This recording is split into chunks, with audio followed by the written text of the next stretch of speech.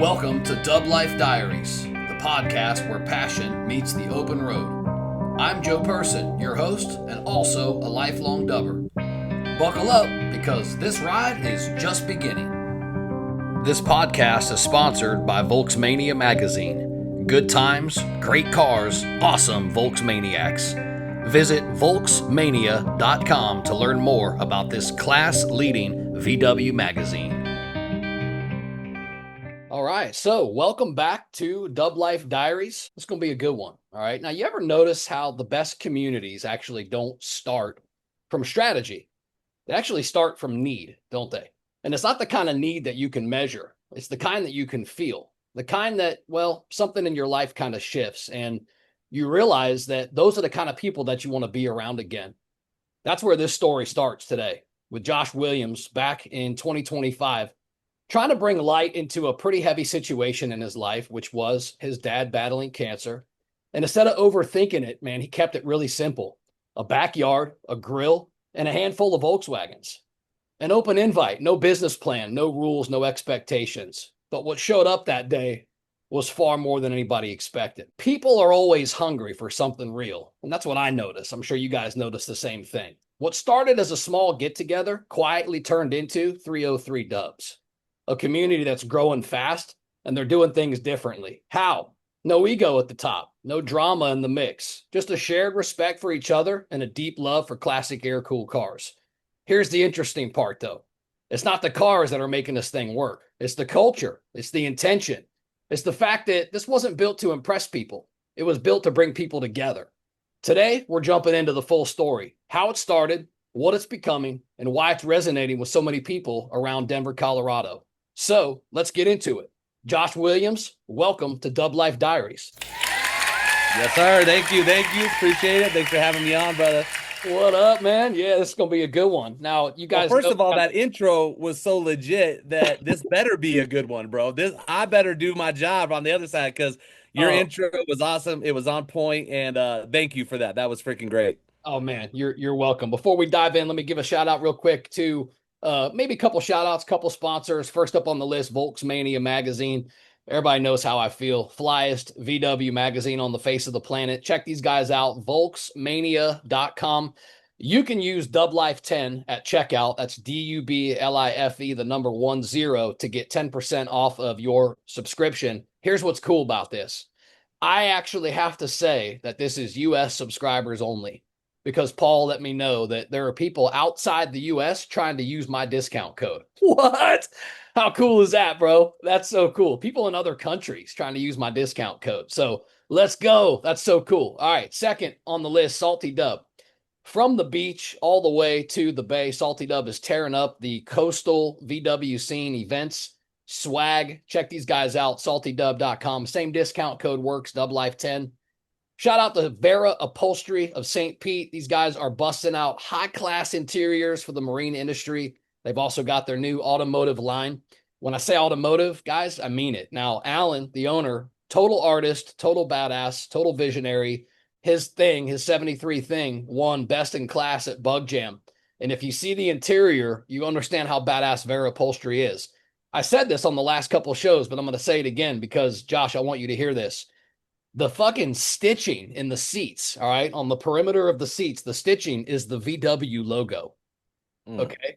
That's clean right there. Who thinks about shit like that? So sick, so awesome. But check these guys out, VeraUpholsteryFL.com. You see some of their work. Awesome guys, awesome team. Last shout out, my brother, and it's back to you, is Vinyl Wagon. My buddy Josh at Vinyl Wagon. Check it out, yo. I got stickers.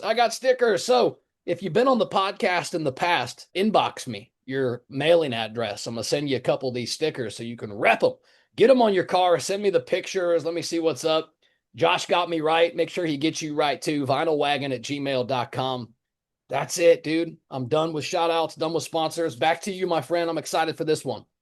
Yes, sir, man. The shout outs are legit though. Like the guys that you involve yourself around are freaking at the highest level, man. The fact that they pay attention to the VW and the stitching, who does that, you're 100% correct. Yeah. Stickers biggest thing I've ever seen. I used to be big in the skateboard scene, and it's funny how big stickers were then, and it died. It felt like for a long time. I'm, in the Volkswagen scene, I think stickers are massive. Yeah. So I mean, you've got some backing with some freaking sweet people. Salty Dubs. What is there a better name than Salty Dubs? Yeah, so cool, man. That's a Right. promotions company and a swag company that me and my buddy Alan started down here in West Coast Central Florida. Love it, man. Love it. Well, yeah, dude, you've got great sponsors, you got great stuff. Your podcast is on point. I'm excited to do this and kind of spend the next hour with you. So yeah, let's roll with it. Thank you, brother. All right, well, let's do it, man. Let's jump in. All right. So, for people that don't know you yet, just bring me back a little bit. Tell me, who is Josh Williams? Man, short little fat bald guy out of Colorado. It's funny. You ever seen the movie Twins with Danny DeVito and Arnold Schwarzenegger? Of course. So yeah, man. My brothers are both like 5'11", 6 foot with a full head of hair, and then I came out, bro, and I'm like, yo, dad, what's up, man?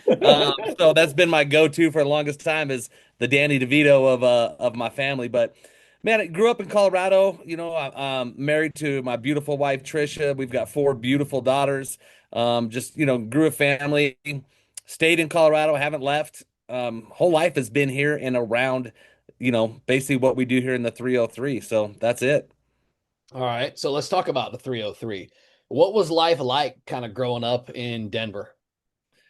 It's so different compared to where it's at right now. I was looking back at a picture that was posted, I think it was in the 80s. I'm a 76 kid. That's when I was born. I just turned the big 50. So 77 for me. I'm looking, yeah, there you go, man. So I was looking at this picture the other day of Denver. We used to have Stapleton Airport where the planes would go across the highway.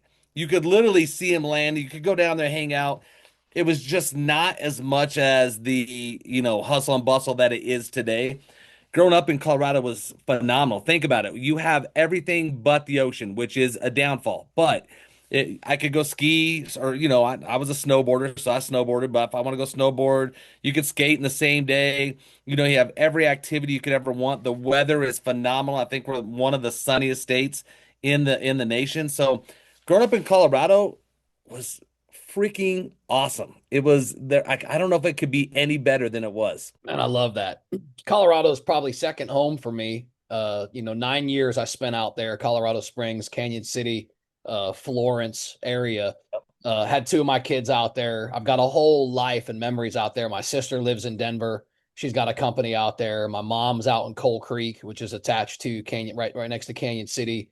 Man, I've just got a whole history out there. I've been frequenting, every summer I'd come out to that area and hit the, Skyline Drive and the Royal Gorge Bridge and just all that fun stuff. And, just growing up there, man, I got so many memories myself. So as you talk Yeah. about some of that stuff, I'm like, yeah, man, I got some of those memories too. And I'm going to agree with you. I think Colorado is probably one of my favorite states outside of where I'm at, where I'm born and raised. Let's talk about cars though. When did Yeah. cars become more than, well, I don't know, just cars for you? I mean, it was, I got two older brothers, and, I remember having a Fiat Spider broken down on the side of my house that never did run, but it was always the thing that, my brother's like, hey, we're going to get this thing up and running. We're going to go. And then, my other brother, his first car was a red Baja Bug. It was legit. It was the first rap song I ever heard was in that Bug, and that Straight took out me of to that. Compton? Oh, man, it was very close. It was Too Short, Fight the Feeling. So, Oh, yes. uh-huh. Can I ask you a question? I'll leave it at that. But Yeah. that was it was just growing up in the 80s out there, the cars been thing. And then, my dad had a car club he grew up on the north side of Denver. If you come out to Denver now, you've got like seven different names for the north side, but we're here and we're OGs and we're like, it's north side Denver. That's where it's at, right? And so my dad had a car club down there, so he was always kind of big into the car scene. And Okay. so, cars were always a part of the life. They weren't big in it until I really started, till I got behind the wheel. And it's funny, one of my first cars was a Volkswagen Quantum. Most people are like, what is a Quantum? And it was just basically, to me, it was like a luxury Jetta, man. And when I pimped that thing out and going to the park on Sundays with my house speaker in the trunk, Oh, come that's when it became real, man. Is you're going to the park. You've got, it's 90s, so it's all hip hop, it's gangster rap, all this stuff, right? And we're down on, going to Berkeley Park or going to Pepsi or all these different parks that we cruise, and you're watching all these phenomenal cars. Back then, it was a lot of lowriders, right? Lowriders Right. rolling through Big, big heavy, yeah. systems. Mini And trucks. yeah, it got me. Like that's where I was like, okay, this is stuff I want. I always want to have nice cars. I always want to do cool stuff with cars. And that scene Sunday afternoon parks, man, through high school is what really triggered it all for me. What kind of kid were you though? Were you always into like, building things, or did that maybe come later in your life? It definitely came later in life. I mean, as a kid, I mean, we were big athletes in my family, so we all loved to play a ton of sports. So, the only thing that we built was teams and culture within the teams and good friendships and that type of stuff. That is the things that we really focused on and kind of what I guess molded us as kids is how tight knit my community was and the things that we did. But it was all through sports and those types of things. So, never was it I'm gonna build a car. It was just like, hey, how we build great friendships, right? And it's funny, I to this day, Joe, I coached with my best friend since we were 5 years old. We coach a high school baseball team together. And Cool, my man. other one of my other best friends since kindergarten, we coached softball together. I mean, these are what we built was just relationships, man. That was our focus. It wasn't so much, hey, let's go build a car. It was like, hey, we want long lasting friendships. And that's what we did. Now you got this kind of this essence, this vibe of this like kind of builder of communities. Was that always there for you, even through your childhood? I mean, I think it was, yeah. I mean, I was never like picky, like, hey, I'm gonna go hang with this crew, I'm gonna go hang with this crew. Every once in a while I found myself hanging out with some people more than others, but we were all very we invited everybody in, man. We didn't care who you were, where you came from. None of us came for money back then. So it was like, we didn't care what your status was. We just wanted to be homies. Do we like same things? And if it was, then we went and created it and we hung out with each other. Sweet. Let's talk about 303 Dubs for a second then. Yeah. Didn't really start like a typical car club starts, right? It started for your dad. Kind of walk me through that moment, when this kind of came to fruition for you. Yeah, man. So my dad got diagnosed with a kind of different skin cancer, right? So it was actually in his mouth. And so it was it was under his tongue, and so he had to remove part of his tongue and stuff like that. And we didn't know how long we were gonna have him.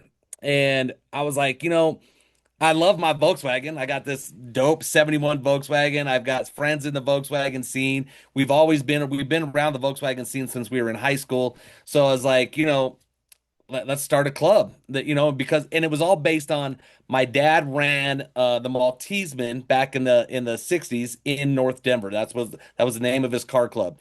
And so I was like, okay, so our original OG logo was the Maltese cross, and it had the VW in the middle and it said 303 Dubs. And it was all just for my dad. I want to make my dad happy, man. He's been a phenomenal guy in my life, a big role model. He's been around for all of it, and I was like, how do I bring a smile to his face? And 303 Dubs that's where it all came from. That is right there, just trying to take a little bit off my dad's shoulder and put a smile on his face. He's still with us, right? He is, yeah. So he literally got diagnosed with cancer. Almost lost him about a month and a half ago. He spent almost 40 days in the VA and finally just got home out of the VA a couple of weeks ago, man. We thought we had lost him a few times, but Oh, that man is a fighter. He is epitome of what you call Northside Denver. The guy fights. He's not ready to go. He loves life so much that he's like, hey, I'm here. I'll go when I'm ready, and it's not oh, now. that's Yep. awesome, man. That's awesome. Let's Yep. talk about that first barbecue. What what really happened versus what was expected. Yeah. And what was expected was we had no idea, man. We're like, hey, let's throw this barbecue out to the Volkswagen community. So my boy, and we'll talk about him later, but my homie Troy, who I've known since I came out of the womb, had just got his ride. I had mine. We had went to a show. It was cool. And we're like, dude, let's do something. We started 303 Dubs. Like, let's do an end of the year barbecue. And this year it was unusually warm in the state of Colorado. So this is in November that we're running a barbecue. I threw it out there on the Volkswagen enthusiast page of Colorado, and I didn't know anything else. I didn't know the scene, where are the places to put it out there. We thought maybe 5 cars would roll through. They just kept showing up. They just kept coming in. Next thing you know, my neighbors were like, "Yo, do you want to use my driveway because you've ran out of room in yours?" My neighbors across the street are like, "Hey, you can park some cars over here if you want." We ended up with 26 cars at the barbecue, and I mean, I think maybe we knew 5 people. That's how cool the community is, man. Yeah, Is man. that they just rallied and they came out. It was nothing more than just let's get together and have an end of the season barbecue, enjoy each other's company, and go from there. And that's all it was supposed to be. So what flipped in your brain? Was it seeing that kind of a turnout? Like what flipped and made you say, "Oh, hold on a second, man. This might actually be starting something or be the beginning of Yeah. something." Well, I've always loved to be a leader. I've always loved to grow things. I've always loved to There it is. bring communities together. Yeah. When I saw that, my wife actually, I was laughing about this earlier today. My wife was like, I freaking knew it. I saw like your eyes wide open and you were like, "Oh shit, this is it. Like we're gonna go grow something right now." And she's been with me through my skate shops and every business I've done, and she knows that look in my face when it comes in there. She saw the glow, she saw the excitement, and it was on at that point. That I saw that there was a need, obviously, for cool things to happen. I don't know what had happened in the previous years of the Volkswagen scene because I had been out of it a little bit. Mhm. But it brought excitement. Everyone there was excited. Everyone there was getting together, having conversations. The parking was cool. The pictures were cool. I'm throwing my freaking drone up there, just looking at shit. It was just such an environment that I was like, I want more of it. The thirst of having more of that is what hit. Mm. Hell yes. So let's go back to beginning. Like, who were some of the most early, I guess, believers that really, linked with you and really helped you push this thing forward? So, well, let's talk about Troy Breeze because that's my guy right there, man. I tried to buy a Volkswagen. I think it was a 67 or 66 from Troy, like probably 8 years previous to that. That freaking dude sold that shit at a garage sale, and I was so pissed that he did not sell that to me. You got to remember, Troy was my next door neighbor. He was actually best friends with my older brothers, but my brothers had moved, and me and Troy just kind of stayed in touch. And now this one of my best friends, right? But he got his ride, and I was like, dude, you got to get a ride. We're gonna start this club up. We're gonna do it for my dad. He's obviously known my dad his whole life, and he was all in. It was no questions, man. It was just like, yeah, let's freaking do this. I'm excited to make it happen. So from the get-go, Troy has been my ride or die guy, been by me, challenged me, brought new ideas, all the things that you need in order to get things going. So Troy Breeze, freaking stud, man. That's my go-to. And then, dude, we went to a Cars and Coffee of all places. I met this guy named Brandon Aki, and Brandon is this animated Hawaiian dude, owns this, Aloha Windows. He's freaking like talking, and I'm like, dude, I'm a sales guy. This is a sales guy talking. Like, can we coexist? He's one of my best friends today. We hang out and talk all the time. Matter of fact, I'm in his office right now doing this podcast. So Oh, cool. Brandon saw it and he was like, bro, I want to be in. I want to be part of this. Brandon's history and stories of car clubs and bikes and stuff. So he was like, I'm in. And then it just kind of grew from there. So then our next guy in was Jaime Acosta. And we'll just leave it at that. Those first four right there Okay. is what the belief was in, got things rolling. Um, but I do have to give one more shout out as we move on, and that's Okay. to a guy named Sean Stapp. Sean rolls up, big goatee. You're like, this dude's cool. Don't know anything about him. He is one of the most genuine, incredible human beings I've ever met in my life. Him joining 303 Dubs literally is what took it to another level. Because he's very respected human being. He also was a guy who came from basically nothing and went and grew a dynasty in what he's doing with his plumbing company. But it's him. It's not his cars, man. Although he's got some dope ass cars, Joe. His cars are freaking cool as shit.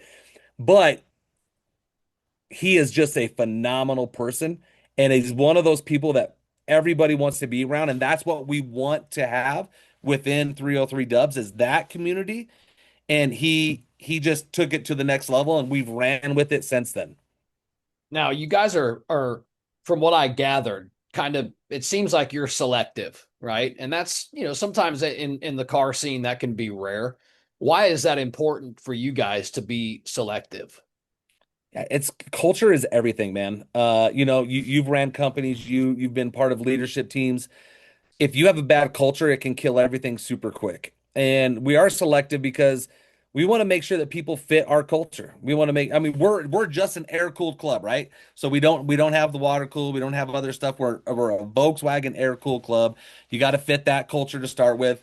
You got to be freaking cool in not in like, hey, I'm the one of the cool guys on the block, but in like, hey, there's no drama. Like Yeah. I can let things slide off my shoulders if there's a comment said, and hey, I can go address those things if there's a comment said without feeling some sort of way about it. If you can't be no drama, if you can't be kind of, on the cool side of things, if you don't have a Volkswagen, then you're not a good fit for us. Doesn't mean you're not a good fit for somebody else. It's just not for 303 Dubs. Yeah, I like it. So, from a leadership perspective, how do you protect the culture without the feeling becoming exclusive, right? In a bad way, because sometimes that can happen in a culture, right? It can become exclusive in a bad way. Yeah. How do you protect it? Well, I think that here the biggest key I think is making it selective, but not like no one can be in. We will invite anybody, right? So if they're fitting within the culture. So it's not like we're like, no, we're done. Nobody else gets in. Screw everybody else. This is where we're at. And we're inviting. We want a community. We want this club to grow. We want it to be strong. But we do have to put rules down sometimes. We did not bring a guy in because he was super drama, man. And it's funny. I've got text messages from him saying, "Hey, I'm not about that drama. I'm about, community and family." And bro, it couldn't have been different than where it was. But the way we protected it is we have people come hang out with us as a crew before we just pull the trigger and say, yeah, you're in, right? So everybody has an opportunity to come hang out with 303 Dubs. Do you fit? Do you like us? You may not like us, man. Right. We might be too much for you. So, but everybody gets that opportunity, and that's how we protect it is by just setting I guess just guidelines on how to get into 303 Dubs. Now you mentioned something a second ago. You said no drama, right? Now what I read in your backstory was no drama is like one of the core values of 303 Dubs. How do you guys actually enforce the no drama? You just it's a no, we're not taking it policy. That's Yeah, it. I mean, One way it's street. it's a conversation that is had when they come into the club. So anybody that comes in the club, one of the first things the conversation I have is, listen, we are a no freaking drama club. So if you like the spill the tea, if you like to go do the gossip, BS, all that stuff, then we're just probably not a good fit for you. We will talk shit to each other. We're grown ass men. We're going to talk shit all day. That's something we do, right? That's part of the fun. Yeah, If you you better. can't handle that, we're also not a good club for you because we will talk a lot of smack. But it's all out of love. It's all out of just building, just a community together to do those things. So I think that answered your question. I wasn't quite sure. Give it to me again. No, it did. It did. It did. Okay. I was basically just saying, no drama is one of your core values. How do you guys really enforce it? And the way that you enforce it is you have a zero tolerance policy. Yeah. That's it. So yeah, I think you hit it. You hit it. And So here's the other thing, just to reiterate on the no drama. Like I've coached high school varsity baseball. I've coached high level softball. Man, talk about drama. Okay. Dude, I got four daughters, but high level softball, you will get some drama because it gets very clicky within that. The mm, best way to do it is you take the two of them together, you go sit down at a picnic table, you say, figure this shit out because we're not doing it. And that is something we might have to do at 303 Dubs if it gets to that point. Is hey, I'm gonna get you on the phone, I'm gonna get you on the phone, or hey, we're gonna go meet up somewhere, we're gonna deal with this. If you can't get over it, it's cool. There's other clubs to go be a part of, but if you can't get over it, then you can't be here, right? You got to get over it. Never go to bed angry, right? I'm sure you've heard that hey said man, before. that's Same the thing in the that's the club, man. Bible. Don't go to the next day angry with somebody. Just go handle your shit. So, what do you think from a leadership perspective? What do you think kills most car clubs from the inside? What we just spoke about, man, Drama. is the drama, the guys not being able to handle, a little trash talk, guys, getting taking stuff personal. We are grown ass men having fun driving cool cars. How can it be any worse than like I mean, it could be a lot of ways worse than that. It doesn't get much better than that, right? So I think what people have to do is remove themselves from like your car is better than my car. Hey, I won this award, you didn't. Bro, why don't we just go have fun? We're driving some of the coolest cars that are on the freaking road today. Everyone has a story about a Volkswagen. Oh yeah. It's it brings people together. Why not embrace that? Why not just go and be part of that versus hey, I don't like you. Don't shake my hand. Hey, I don't like you. I don't want to see you. All right, bro. Then go live your miserable life. We're gonna have fun. Yeah. We're gonna have no drama, and we're gonna go to every event as a crew, just bringing that culture and that excitement to what we when we show up. That's what we want to stand for. Yeah, I like it. I love it. In my professional life, it reminds me of how I have to craft and shape technicians a lot of times out there in the world because one of the first, ways I start my training sessions is I ask people, especially people that have never trained with me before, are you coachable? Right? That's a very basic question. Are you coachable? Are you trainable? And then they say yes. And I say, okay, if you're coachable, then man, tell me what being coachable really means to you. And then I get their answer. And then the first time I try to either reprimand or, draw the line in the sand and say, okay, you said you were coachable. Here's this. What you hear back a lot of times from guys is, oh, tried that. Oh, did that. Did this too. Yep. And every time you bring something up to them or you say something, they've already done it or tried it. You're like, dude, I can't help you if you can't let me help you. Yeah, You fucking right. you're finishing my sentences before I even have a chance to, right? Like, so I kind of can vision that, being inside of drama, inside of guys, inside of car clubs. We've got Salty Dub down here. We put on shows. We got 150, 250, 300 cars that show up at some of our shows. I feel the cliquish nature. Uh, Yeah. Unfortunately, I feel it in the dub scene. Hate that it's there in some regard, but bro, that's just life in general. You're either coachable or you're not. It's like, you know what I mean? You're either gonna Bro, get that along with you us or couldn't you're have said not. it any better right there. That's on point. That's it. Yeah, And people don't think about those things when it comes to like the car club scene, right? They think about it in the business world, but at the end of the day, we're an organization of men and women that come together that have yeah, liked interests and love stuff. Every once in a while, there's going to be some people that are going to say something stupid that's going to offend somebody else. Are you coachable to learn how not to do that moving forward? And are you coachable to like let shit go? Can you let shit go? yeah. Man, my wife tells me all the time, she gets pissed at me because I'm over the fight and she hasn't even like processed it yet, right? And so it's like, hey, I'm done. Are we good? Like, like that's funny, when guys get into altercations at car shows or whatever, I'm like, I'm good. Are you good? Cool. Yeah. Hey, bro, Like, you that want to shit's go already grab a behind drink? me. Yeah, It's let's go, already man. too fast. Yeah, let's Life's move too on. short, bro. Wait, exactly, dude. Exactly. All right, let's touch on loyalty. Yeah. What does loyalty look like in your world? I mean, the biggest thing to me being loyal is it's not even just like being part of 303 and staying part of 303.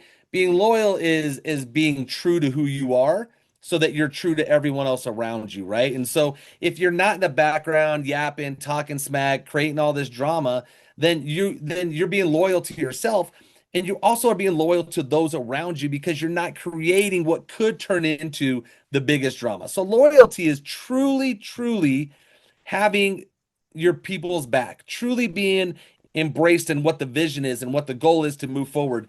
It's all of those things embraced. You don't even have to be part of 303 to have that loyalty. You could just be that as a person, right? Some like we got one guy that he just doesn't want to do the club thing. But dude, he's actually pretty freaking loyal to us as a club. He just doesn't want to do the club thing, and that's okay. But he's still a loyal guy. I trust that guy. I'll talk to that guy. If he messes up, I'll call his ass out and he'll own it, right? And Yeah, so that's that's to me, important. loyalty is just it's a big word. I think it's super important. I think it keeps the drama out. And at the same time, you don't have to worry about people going behind your back creating just a bunch of bullshit that doesn't need to be there. I love that. That doesn't need to be there for sure. And you see that, we're all just a bunch of big ass kids. Let's be real. 100%. So unfortunately that exists at times, but yeah, man, we're getting too old for this stuff that don't need to be there. And As soon like as you I said hit that earlier, 5-0, I'm like, come on. right? I mean, don't be wrong. I was like that at like 25. Like, come on, let's move on. But especially at 50 years old, like, I don't need damn drama. Oh, bro, we're already like fucking 66% through this fucking trip. You know Right. what I mean? Right. So I'm Yeah. not trying to, yeah, no, dude. No, no, no. It's about moving on and moving up. Like I'm not even trying Yes. to harbor any negativity in my life. Attitude determines outcome. And if that's the truth, then fuck, my outcome is going to be really good because my attitude's really good. If your Bro, say attitude that for me one more sucks, time. attitude determines your outcome. If your So good. attitude sucks, your fucking life's going to suck. Your attitude is everything in your life. If you have a positive attitude, let's go. We're winning. If you don't, fuck, you're kind of, as they say in the South, you're sucking hind tit. Yeah, you're Yeah. not you. Dude, that is so like I'm gonna write that down. I'm gonna use that for so many things moving forward because I freaking love that so much. So, dude, that's a gem right there. If you're watching this episode, write that shit down, implement that to your life because that's a freaking gem right there from Joe. Oh, thanks, man. All right, let's talk about the poker cruise, 303 poker cruise. How did this idea come together? So it really came together from that guy who's not a club guy, right? Who it just I was sitting next to him and I'm talking to him about stuff. He's like, and I'm like, dude, I want to do different shit. I want to do stuff that we're not doing, but maybe they're doing in other scenes and whatever. And he's like, well, I did this poker cruise one time, and I'm like, tell me more, right? I'm like, I'm just learning and learning, and that's where it all came from. Brandon Hando, man, he gave me the idea and I just ran with it. And then I got Troy involved. I got Brandon involved. I got Jaime involved. We got Sean. The whole crew started getting more and more involved in what we were doing. And it wasn't so much like, let's keep it real. The day of the cruise, we get to the first stop, Berkeley Park, which was one of the Sunday parks I used to cruise back when I was in high school. So it was like, this whole nostalgia thing for me. So we get to the park and I'm like, we're going to have our club and no one else is showing up. Let's see how this goes. Dude, 40 plus cars later, people I've never even met in the scene are all rolling in. And I'm like, you got to be effing kidding me. This is freaking legit. Now, I got to give props. I mean, dude, we had cool shit. We had Chris from Driven 60. He donated or let us raffle off some of his cup holders. Dude, those are some of the coolest cup holders out there. I mean, people want to try to win that. It was only $20 for the cruise. So you're like, and you got raffle tickets for just being part of it.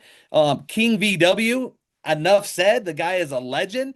He hooked us up with an amazing price on a shifter, Black Mamba shifter, and we were able to raffle that thing off. So people are seeing like, okay, this is not just a cruise, but holy shit, for real, Chris from Driven 60, King VW's throwing stuff in.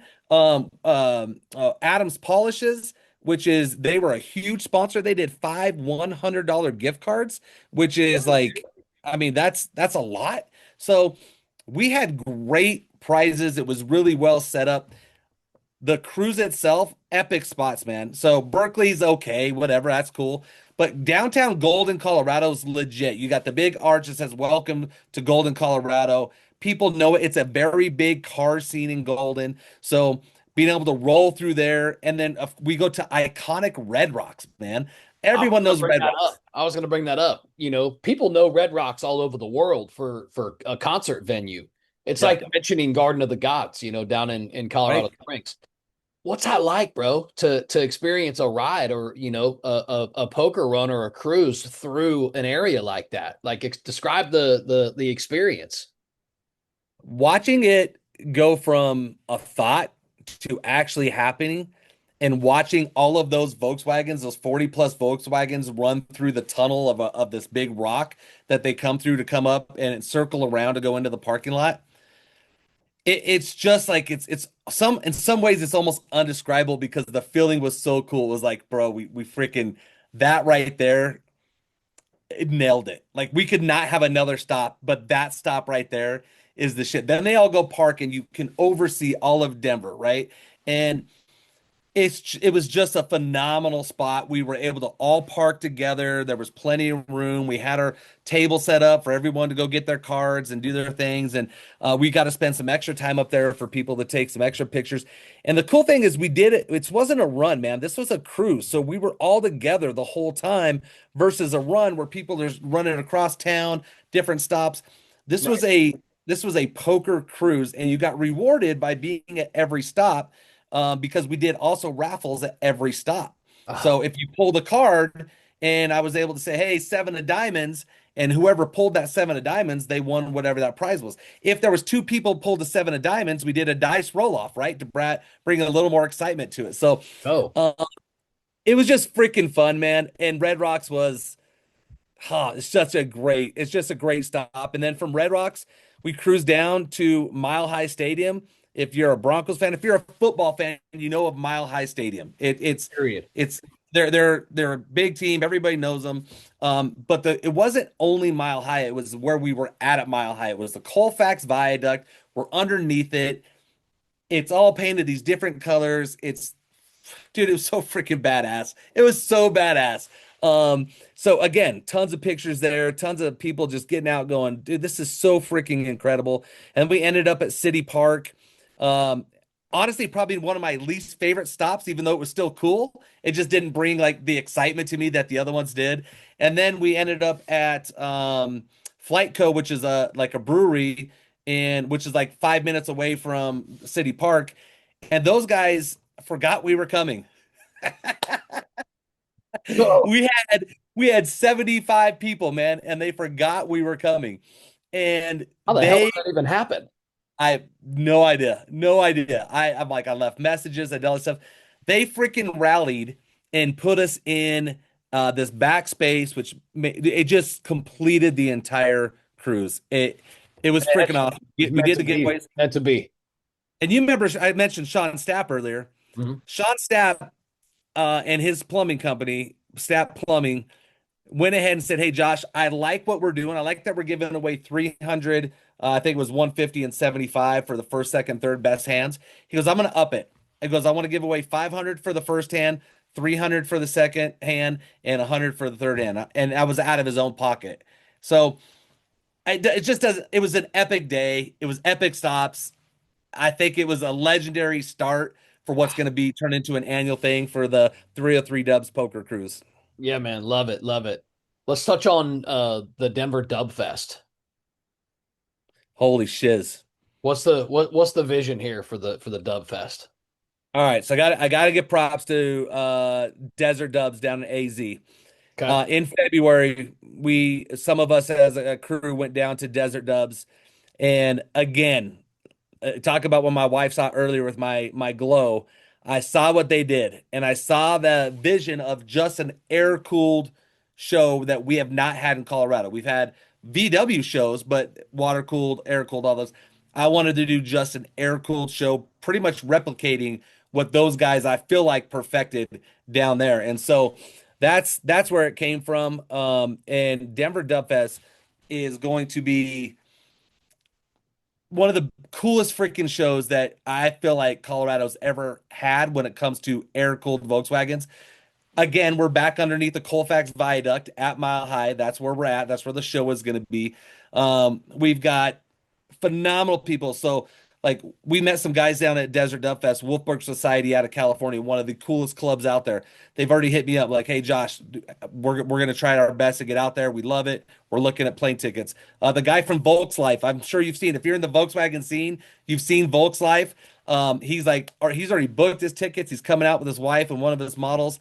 We're excited to have those guys come up. These are things that we just haven't had in the Colorado scene ever. And we're bringing people from out of state. I've got people from Wyoming. I've had people from New Mexico reach out to me. And I just posted this shit 3 weeks ago.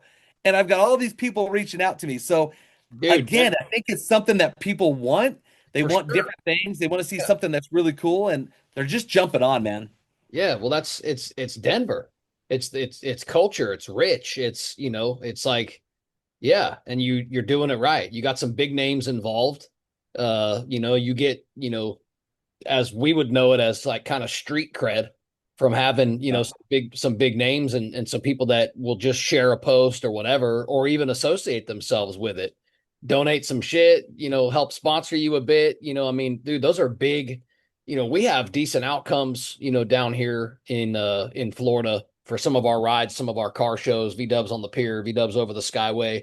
I can feel, the ambiance of what you're describing because I know what it feels like to be the lead car with 440 cars behind me of a line that stretches over 2.5 miles long, and takes 35 minutes to pull into a parking lot.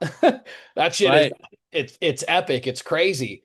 But we don't Do you have the see the big. glow? Do you see the glow again, man? See what you got me going? Yeah, That's we right. don't have the names though. We don't got the Wolfsburg and Driven 60, and we don't have the names down here yet. And reasoning is because the car show scene and even the Volkswagen scene here is pretty popular.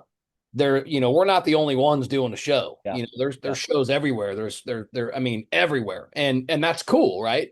So it's kind of like we're getting our own little kind of slice of the pie. And there's enough to go around. I mean, shit, our 100%. turnouts are really big. But it's a direction that we want to go in, and I think as our rides and our some of our events, our car shows continue to grow, I see that, happening as this podcast continues to grow. I see, some bigger names stepping in and, wanting Oh to yeah. be a part of it. So, I think that's pretty cool. But for you, let's talk on these bigger names, these more kind of established, companies slash groups. Uh, I don't know, man. I guess how's it feel? Do you feel like you're doing things the right way when you're getting backing and support from some of these big names?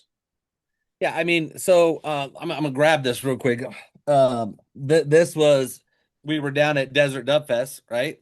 And Chris from Driven 60 comes over and he goes, "Hey, man, this is the first year we've done this award.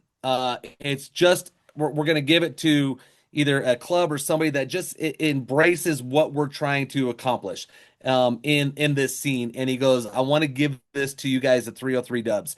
You guys came down here. You guys represented. You brought a good, just like attitude. We talked about earlier, Hey, and I want to give you this award." And he gave us this, and it's their inaugural one. They've been around for 5 years. They did it. We are new to the scene. We just started our club in August of 2025. And for us to get that tells me that we're doing something right. And maybe it's just the who we are as people and what kind of culture we're bringing and the yeah. ambiance that we have.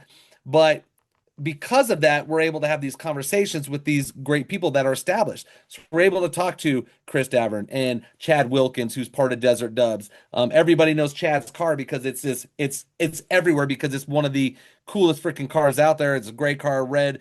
I mean, I can't even explain everything. It's just so cool. But meeting the guy who started Desert Dubs, absolutely stud, right? So what we've done is we said, okay, hey, we've established these relationships with them. How do we grow? How do we do these things? And so social media is such a freaking beautiful thing. It can be beautiful, it Powerhouse. can be terrible, right? Yeah. But we've just we've gone and friended all these guys on social media. They repost our stuff, we repost their stuff. We're new and we got these guys that are being established with these amazing clubs reposting some of the stuff we do because it's just a good culture. It's a Yes. good vibe and people love it. And so I feel like we're doing the right thing, but it's not like we created it. Let's keep it real. Joe, it's like what we do in the business world. We go see what works at different places, and then what we do is we implement it into our club and what we're doing, and we create values and culture around it. And that's what we've done. So, you got to give a shout out to those guys. The Wolfsburg Society guys, they just kind of like took us under their wing at Desert Dubs. We hung out with those guys quite a bit. Rhino, who drives the orange bay window bus, dude, it's one of the sickest bay window buses out there, and they win, constant prizes because of how cool their cars are. So we're just taking what a lot of other people have perfected and implementing it into our club that hasn't been something that's been done in Colorado before. There's great clubs in Colorado. Volkswagen Enthusiast of Colorado, Grant Aslan, you've had him on your show. Yeah. Hey, my Grant's a boy. stud, right? He's Stud, he's bro. an Stud. Love absolute that guy. freaking stud. Yeah. So, he's I mean, he's doing great stuff with that club. And then you've got Eastern Plains Dub Club, which is funny. It's related to Grant through some family, right? It's his little brother, Reed. And then you've got you got clubs out of Fort or Springs where you're at, right? PPAC, Pikes Peak, Air-cooled, Yeah, yeah. clubs, Cool Air Club up in Fort Collins, I think is where they're at. So there's all these other clubs here in Colorado. We just want to do something that is on a, I guess, a bigger level from where the scene is bigger, which is your Arizonas, your Californias, your Floridas. We want to bring that vibe into Colorado, and it's obviously working because we have gone from myself to Troy, and now we just did the math on it this morning. We're at like 17 members, and these are guys that have been established in this scene for a long time. They love what we're doing. They love the culture, and they're creating it. It's not us. They're helping us go create this fucking amazing culture. Yeah. And it's so with all of those guys being part of it, we're just gonna keep doing cool shit, man. And it all goes back to the clubs that you were talking about. I love what you said about, we just take a little bit of what's working and, kind of implement it into what we do. There's no, there should be a lot of pride in that. There should be no, no negativity in that because in business, they say all the time, success leaves clues. And if you want to Yep. be successful in business, all you got to do is pick the fucking clues up and implement them and you'll see Yeah. success. And so many people beat their head against the wall and they're like, no, man, I'm not a copycat. I'm not this. I'm not that. Oh, fuck that. I'm going to take what's working and I'm going to implement that shit. And I'm going to see success too, because that's how you maintain success, dude. You do Yeah. what works, not what you think or what you feel. There's no room for Right. feelings in business, right? So I love that you kind of have that approach. You don't have too much pride, where you're like, nah, man, we're going to do what works. We're not going to let our pride control or dictate an outcome because a lot of times, we're prideful. We're men. We might let our Yeah. pride might get in the fucking way. Yeah. Yeah, bro. It happens for So sure. yeah, so happy to hear that. So tell me, man, at this point, is it still mostly about Volkswagens for you, or is it starting to cross over into something even bigger? No, I mean, I think there will always be something to be about Volkswagens, but it has grown to something bigger as far as community and giving back and doing those things, right? It's because here's the thing, Joe, it's not about me, man. Like if you go on our social media pages, you will see my car less than you will see anybody else's car because this shit is not about me. This is about our club. This is about the cars, the people in the club. Um, my love language is to go and promote other people and get them to get things done, right? I love that. That's what I love to do. And so it's just not about me. It's about everybody else. It's about us as a team. It's about us as a club, about us as a community. And so it is growing in those aspects because I do want to see the Volkswagen scene in Colorado become like the Volkswagen scene in Arizona, like the Volkswagen, team or scene down in Florida and Cali. And we have enough Volkswagens here to do that. We just need something to bring it all together to make it a true community without the drama, without the bullshit, and let's just go have fun. Well, just because you said it, I have to tell you, my love language is gifts and words of affirmation. So it's good that we can talk about that. Yeah. Yeah. But you said something else too, right? When you first kind of started, talking about that, you said, it's about community, it's about giving back. Tell me what that really means to you. What does it mean to 303 to be a VW community that gives back? What does giving back look like for you in live action? I mean, it's just a place to exist, right? Like there's so many people go, man, the young people in this world have it way harder than we did growing up in the 70s and 80s. But even in the 70s and 80s, there was your cliques, there was your bullshit, all that stuff, right? I want to be able to give a Denver DubFest, a poker cruise, all these different places where everyone can come together with no judgment, no anything, and just truly be able to leave everything that this world is put on our shoulders behind, and just for one day be like, dude, that was freaking legit. I love to fly fish. I will go jump on a river, and I will be in a river for a day, and I forget about everything.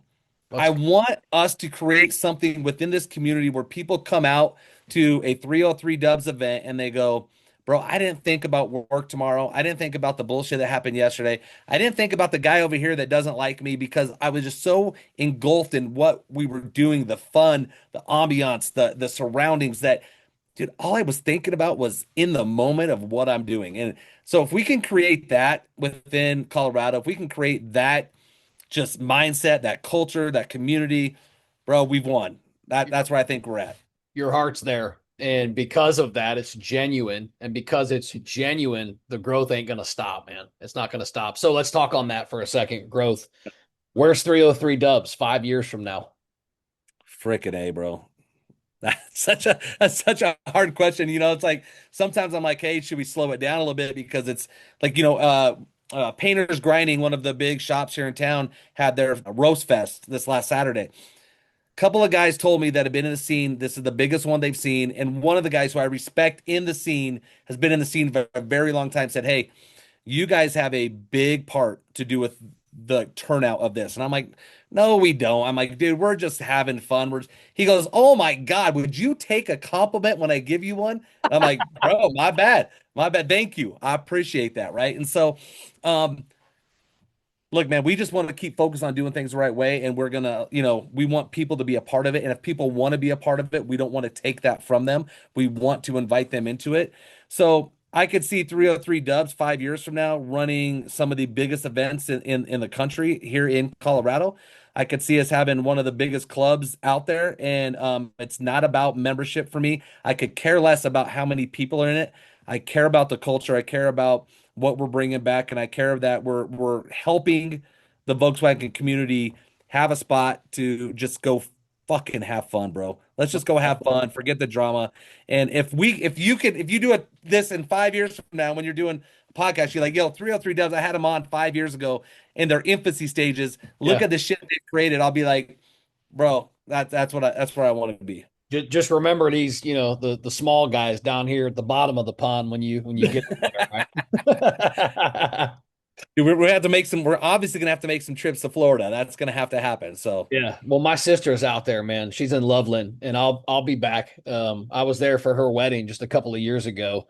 We were in Estes Park, and it was beautiful. And I've done, something about me that you don't know that I don't tell a lot of people is as a side hustle for many years in my past, I was actually a wedding officiant because I have no problem getting up in front of, fucking yeah, 5,000 people and running my mouth. That's just what I've always done, always been in sales and always been a talker. So in 2008, my mom, I went through some pretty crazy stuff in the mortgage industry, like we were talking about. And my mom was like, look, you ought to do something that's, maybe as a side hustle, something that, somebody can't really take from you, like the mortgage crisis and the collapse in this. And I'm like, well, what's that? She's like, well, you could use your voice as a gift. Well, what's that?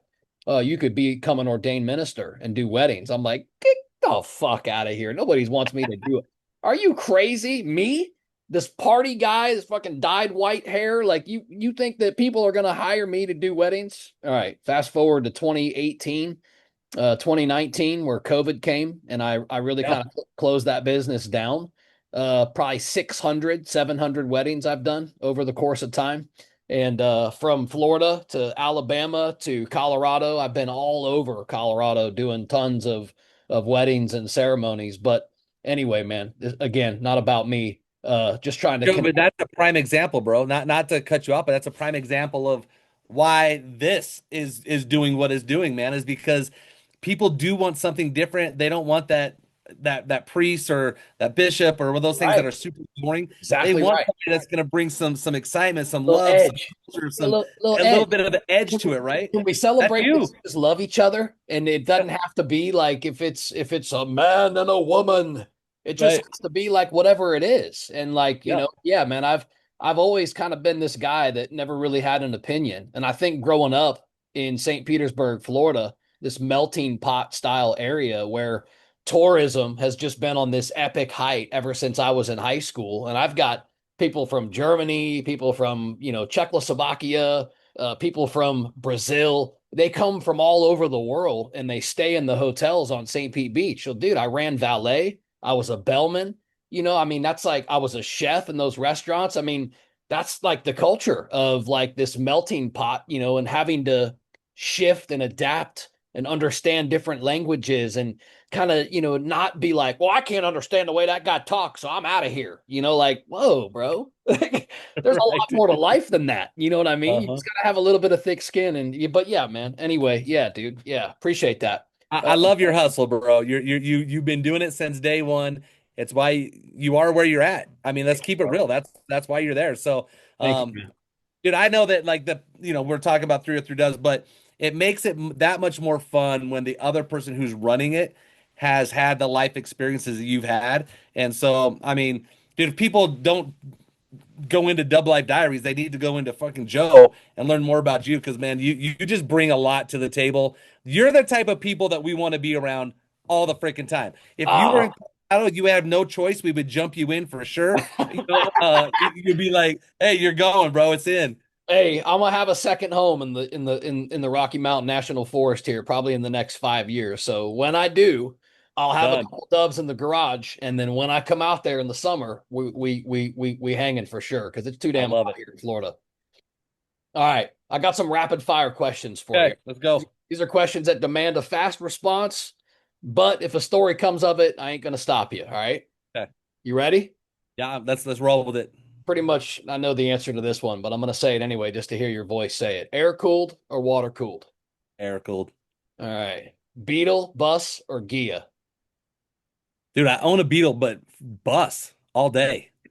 Okay, now what kind of bus? Split, Oh, bay, split. split. Okay, yeah, man, I Yep. can take it. I've got a Gia. Yep.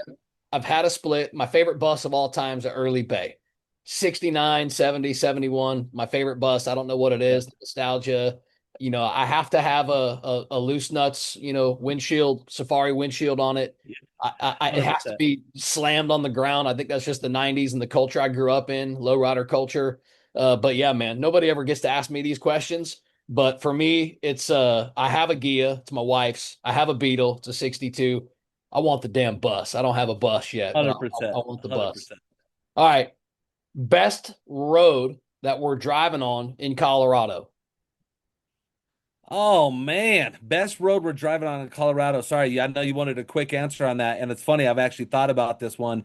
It's probably I love Boulder Canyon. I like going up Boulder Canyon. So I actually don't know what the name of the road is, but the road that goes up Boulder Canyon, absolutely freaking gorgeous. No potholes. Holy shit, can you believe that in Colorado? Hey man, Um, they got all that and money from weed tax, baby. That's right. That's right. They And be you fixing the end roads. up in Netherland, Colorado, which is just gorgeous. So, to me, that's one of the best drives, being from a north side of Colorado guy. Okay. So I'm a talk on this. I don't know if this will make the podcast though. Speaking of weddings and doing some, okay. When I was there, this last stint, I was there from 2012, no, sorry, 2014 to 2018. Okay. And I did a wedding in Telluride. Oh yeah. And bro, when you come down around and you're on the other side of the Rockies. And when you come around these I forget the name of the road down there. Is it I-25? I think it No, might. it's not 25. You take 25 to Oh, another it's road, and 50. that It's takes Highway you. 50. It's Yeah. 50. 50 goes south and wraps way on down there and go. I think it's Highway 50. Anyway, regardless of what road it is, when you were just saying that, I was like, oh, the road was so smooth.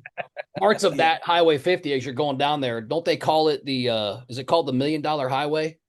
Yeah. You won't catch me on that shit because I'm scared of heights, but yes, Oh, that is it. Yeah. yeah, bro. I would do anything to take my Volkswagen and run it up Skyline Drive, run it over the Royal Gorge Bridge like I did in my mom's Mazda 323 when I was 16 years old. Yeah. I love that area. And I just saw some guys. It's called Buses by the Royal Gorge. I just Bro, found it's their Facebook page just a couple of weeks ago, and I tried to connect with them, but they just did their event. I think May 5th yeah, or it was May last 6th. weekend. Yeah, did you see that, bro? It So was that's by a guy named Josh Green. I think it's Josh Greenwood. He runs PPAC, which is Pikes Peak Air Cooled. That's their show, or sick, one of the things that they do. I think they're part of that. so dope, Cool bro. as shit. I tried to Cool. reach out to them because I want to have them on the podcast because I got like core memories in off Highway 50 in that whole area, Fremont County, bro. My mom basically had me help grow like me grow up there. I started visiting the Right. downtown Canyon City. My mom had a house on Fifth in college from the time I was 13. So I came out there 14, came back for the summer of 15. Came back for the summer. I was 16 and learned how to drive a stick shift. I told you in the beginning, she sent me out on Skyline Drive in a 3-speed Jeep with a V8 on Skyline Drive. I don't even know how to drive yet, dude. And yeah. And if Better anybody figure it knows out. Skyline That's what she Drive, was baby, thinking. yeah, Better those figure it hikes, out. those will take you to a whole nother level. They call it Skyline for a reason. That shit is crazy up there, but Right. no bumper rails. You're yeah, man. Yeah. All right. So we talked about best roads in Colorado. Let's go back to you.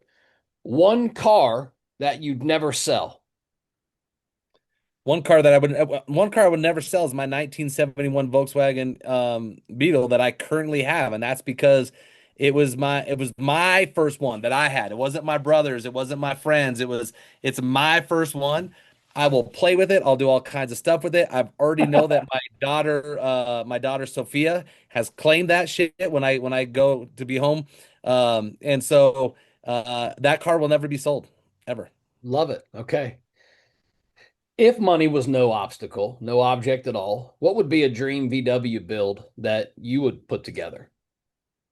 Bro, 23 window, freaking, I Split. mean, split, slam Yeah. that shit, airbags, Oh, freaking, I probably. I just mean, I even just though saw everybody one. does, yeah, well, even though everybody does Fuchs, I probably throw some Fuchs up on that.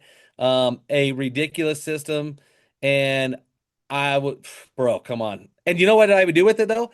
I would drive that shit every day. I don't care how much money I spent on it. I Right. would drive that shit every day because I feel like these cars are meant to be driven, and that's Yes. what I would do with it. But that's my dream. Ultimate, that's what I would do. I just saw one. It was either Mecum or it was Barrett Jackson. It was a late 50s 23 window. Absolutely gorgeous, fully redone car. Dude, it sold for over $200,000, bro. Let's go, man. Let's All go. right, so I got some more money to make, bro. Let's go make it That's right. happen. That's Let's the do it. right attitude, baby. That's the right attitude. All right, how about this one? What's the most overrated VW in the VW scene? Overrated. Oh, most overrated VW, Yeah. bro. I don't.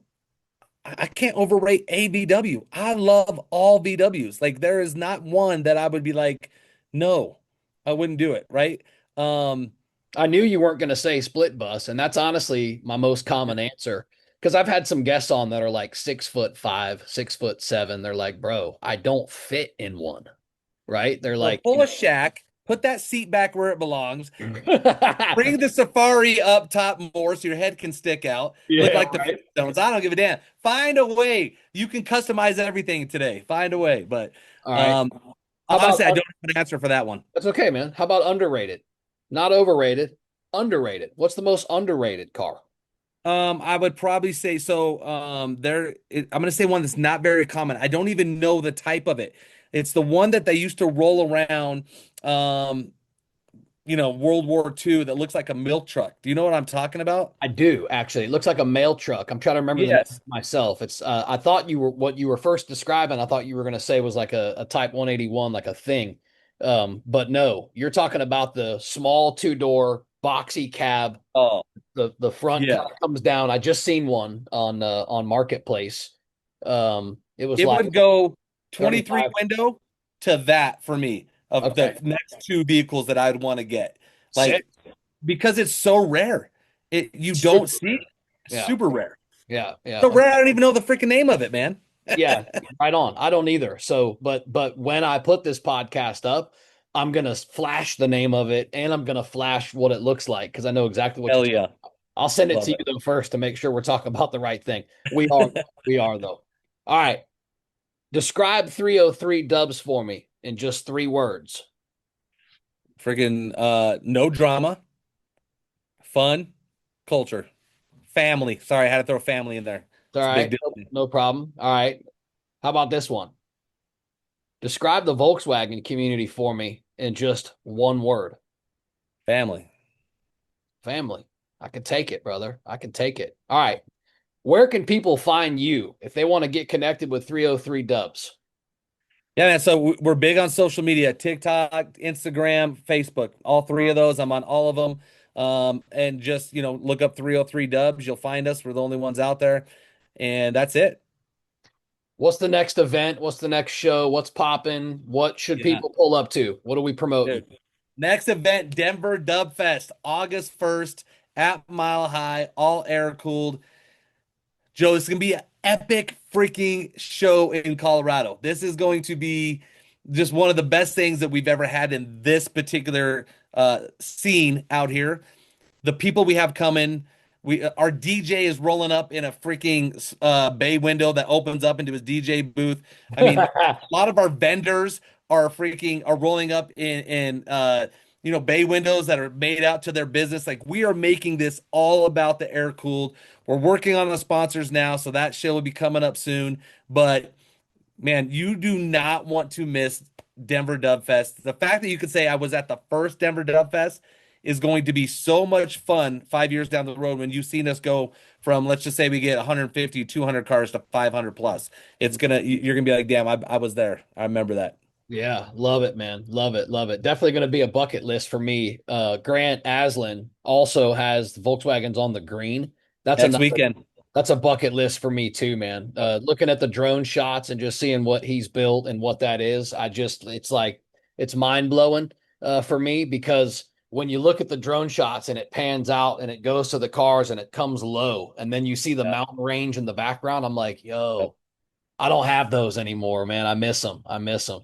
And some of the stuff that me and Grant have talked about is just like how Grant VWC, I'm over here at 303 Dubs, but it's so important that we have these different clubs and the things that we're doing. It's so important that we have Volkswagen on the green and the Omera show and all these other things because we need to give people different options and different things to go see. Yeah. I'm Yes. all air cooled. You can't come to my stuff if you're water cooled. You can, but you're gonna be parking with the spectators, you know what I'm saying?